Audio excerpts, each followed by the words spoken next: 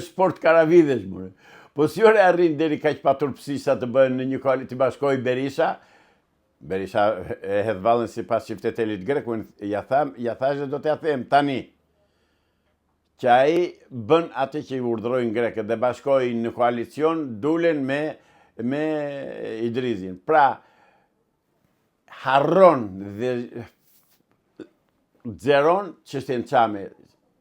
Shpëtimi i Idrizit ka bërë me kohë, po e bën dhe Sali Berisha. Pra, shpëtimi i Idrizit është një tradhtar i kombit të tij, popullit të tij, i krahinës së tij. Është tradhtar, është i pabes. Dhe po ja them prap, marrim Dulen. Vangel Dulen unë e respektoj, sepse është i patundur në partinë e tij, në programin e tij, në përkatësinë e tij etnike.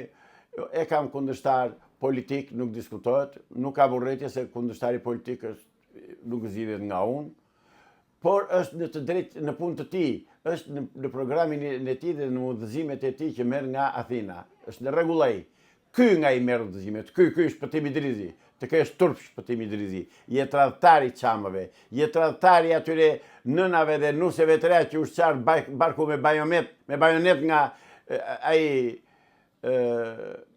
Napoleon Zerva.